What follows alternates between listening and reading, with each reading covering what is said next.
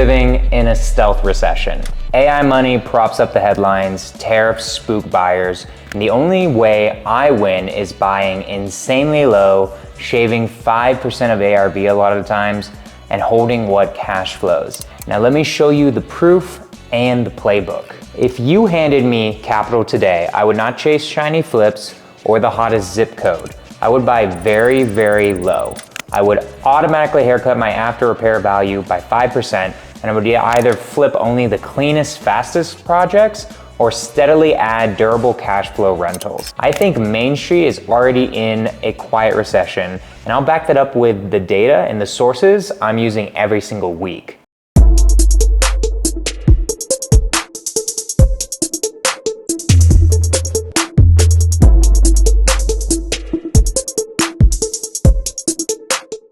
So first off, let's talk about mortgage rates and activity, because that's the oxygen of this market. According to Freddie Mac's primary mortgage market survey, the average 30-year fixed rate fell to 6.19% for the week of October 23rd, 2025, the lowest level in more than a year. That's off the peak, but it isn't cheap money, and payments are still heavy for the median buyer. 6.19%, if you told me that 3 years ago, I would have laughed at you. They've reset our mindset to think that 6.19% is low.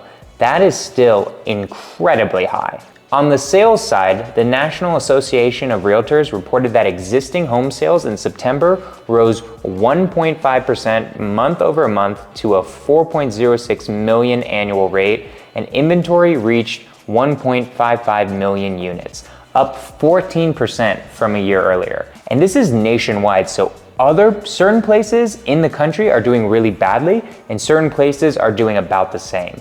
Depending on your market, it could be a lot more than 14%. That means more choice for buyers and more realism for sellers, but not a flood of supply. My source here is NAR's release and Reuters coverage of the September report. Okay, let's get to why I call this a stealth recession. If things feel soft around you, but the GDP headlines look okay, it's because AI-related investment is doing a lot of the heavy lifting.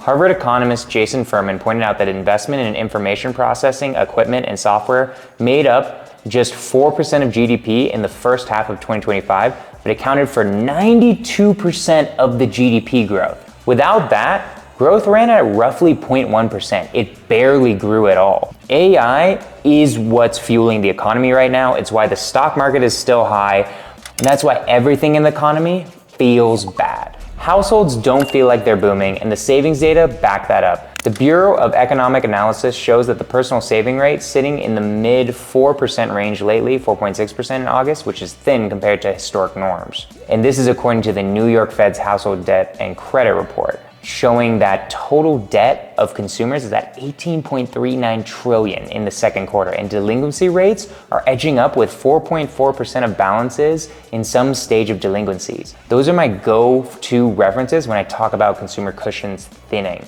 People are feeling bad. They aren't able to spend as much, and this is a freaking problem, right? You can't save the economy with AI. That is only gonna help rich people who are able to use it, like me, and businesses, but actual workers are gonna start getting screwed, and that's gonna screw our entire society. And then not just that, tariffs are increasing the cost of materials, things like construction and manufacturing and all that type of stuff. So in June, the administration raised Section 232 tariffs on steel and aluminum to 50% for most countries, which feeds into everything from beams to equipment. And this is making it harder to build things. So not only that, but housing prices aren't going down because we still have a shortage of supply, even if we now have a shortage of demand as well, right? This is a terrible, terrible disaster looming for the entire economy, and eventually real estate as well, which is the business that I'm in. So probably what you are all wondering, what do I do about it as a flipper or a wholesaler? Here's what I'm doing. I buy extremely low, and I assume the resale market will be a bit softer than the comp suggests. That's why I automatically take 5% off my ARV before I even start subtracting repairs, closing costs, holding costs, and my required profit, unless there are tons of comps that are showing that the ARV is staying over time. If the deal still works after that haircut, I move. If not, I walk. This is a disciplined market, not a hero market.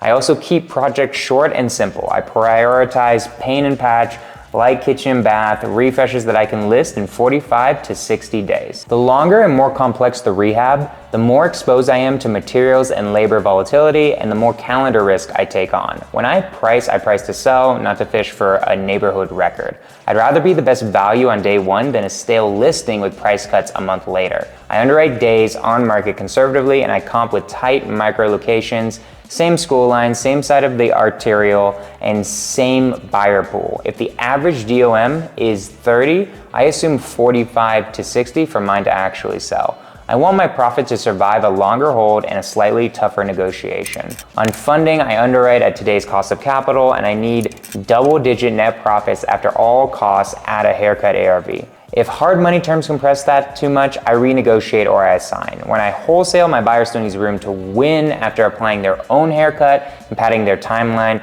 Otherwise, the assignment won't move forward. Now, let me explain why I'm allocating more to buy and holds right now. I'm either buy and holding stocks or I'm buy and holding real estate, right? Many US markets are sliding towards buy and hold math. The Census Bureau pegs the national rental vacancy rate at 7% in the second quarter of 2025.